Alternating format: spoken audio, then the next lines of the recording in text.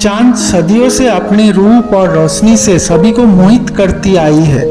जो रोशनी सूर्य प्रकाश का ही प्रतिच्छवि है।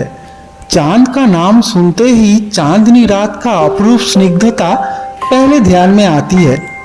मशहूर बेल्जियम कार्टूनिस्ट आरजे का डेस्टिनेशन मून का बंगाली अनुकरण चाँदे टिनटिन कॉमिक्स में चंद्रविजन को इतनी बारीकी से फिल्माया गया था कि हमारा बचपन उसी में खो गया था। आज जब चंद्रविजन का बात आती है तो सबसे पहले डेस्टिनेशन मून टिनटिन कॉमिक्स का वो हर पल हम पहले से सोच लेते हैं, जो करीब करीब सच भी है।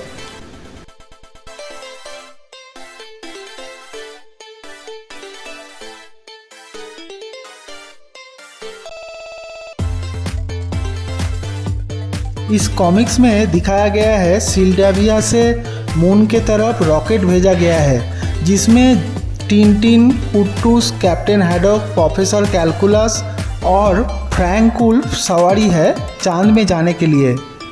रॉकेट छोड़ने के कुछ समय बाद ही सभी आदमी बेहोश हो गए हैं। पृथ्वी का कंट्रोल रूम से बार बार वार्ता भेजा जा रहा है, पर सभी आदमी बेहोश है। एक अकेला कुट्टूस बेहोशी से जाग के टिनटिन को जगा रही है। बाद में एक एक करके सभी आदमी जाग जाती है। मज़े का बात तो ये है कि उसी रॉकेट में उन लोगों के अलावा और भी कई आदमी सवार है जो बाद में जाना जाता है। उनमें से 2 आदमी जॉनसन और रॉनसन है, जो वक्त का हेराफेरी में रॉकेट के अंदर है। और भी 2 आदमी जो टिनटिन का दुश्मन है, वो लोग चुप के रॉकेट के अंदर सवार है। जॉनसन और रॉनसन को पता नहीं था रॉकेट पृथ्वी को छोड़ चुका है। जब कंट्रोल रूम से वार्ता आती है कि रॉकेट अब पृथ्वी के 5000 माइल दूर में है, तब उनको होश उड़ जाता है।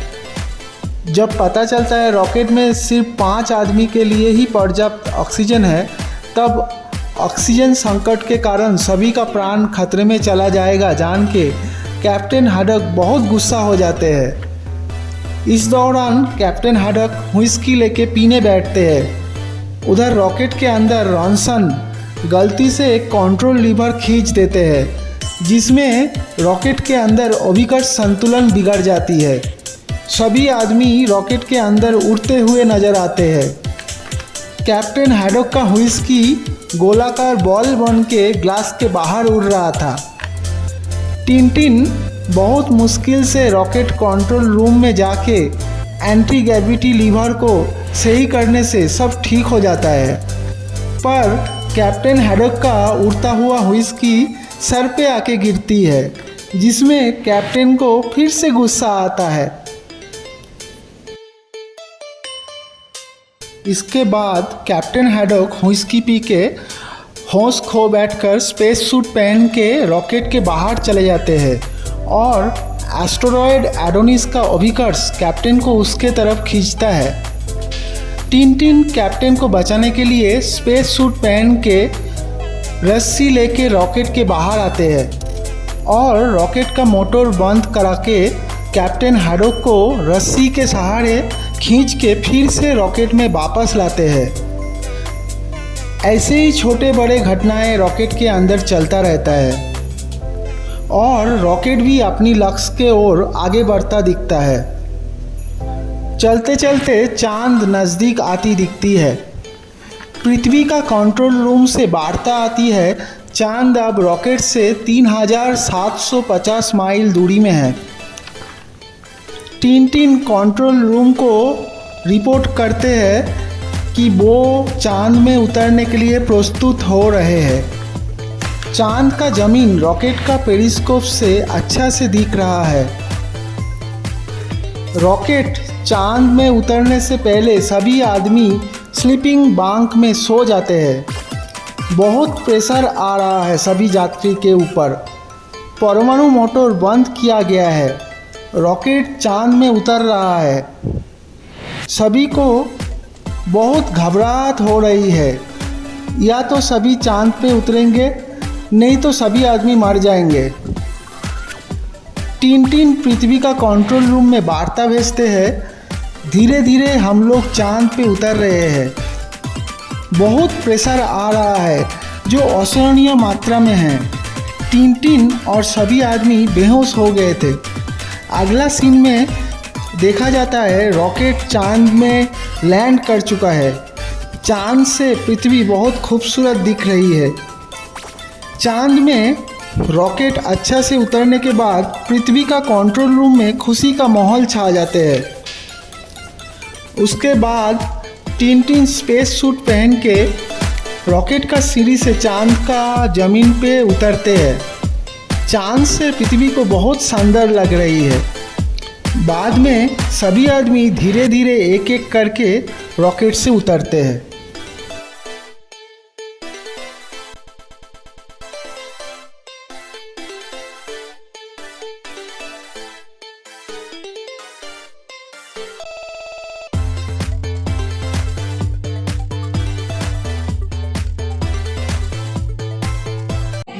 कॉमिक्स का चंद्रविजन, जो पहला वास्तविक चंद्रविजन का 16 साल पहले ही लिखा गया था। 1969 में पहला मून मिशन किया गया था जिसमें अपोलो 11 चांद पे गया था, पर यह कॉमिक्स 1953 में ही लिखा गया था। चंद्रयान का विक्रम लैंडर प्रोगन रोवर को चांद में मौजूद वस्तुओं को निरीक्षण और अनुधावन करके उनका अंतरिक्ष उपकरणों को अच्छा से समझने के लिए भेजा गया था। पर 15 ही दिन में चांद में रात आने से तापमान -250 डिग्री तक चला गया, जिसमें प्रज्ञान और विक्रम रोवर का सिस्टम में गड़बड़ी हो गई। फिर से 15 दिन बाद सूर्य प्रकाश में सोलर पैनल चार्ज होने का बावजूद भी वो स्टार्ट नहीं हो पाया और पृथ्वी से भेजा गया वार्ता के साथ कम्युनिकेट करने के लिए असफल हो गई। रिपोर्ट के मुताबिक प्रज्ञान रोवर का इंटरनल कंपोनेंट्स उतना मैसिव टेम्परेचर स्ट्रेस सहन करने के काबिलियत नहीं था। बैटरी कंपोनेंट्स को और भी ऑप्टिमाइज करना जरूरी था। इसरो के तरफ से बोला गया है कि भविष्य में ये सभी पैरामीटर्स को अच्छी तरह से जांच पड़ताल करके फ्यूचर मिशंस को ऑप्टिमाइज किया जाएगा।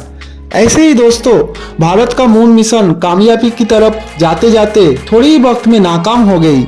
हालांकि इसरो चीफ सोमनाथ इसको फेल्ड मिशन करार देने में राजी नहीं है, फिर भी अभी के लिए ये फेल्ड मिशन ही नजर आ रहा है। हमारे साथ जुड़े रहने के लिए बहुत बहुत धन्यवाद। जय श्री कृष्णा।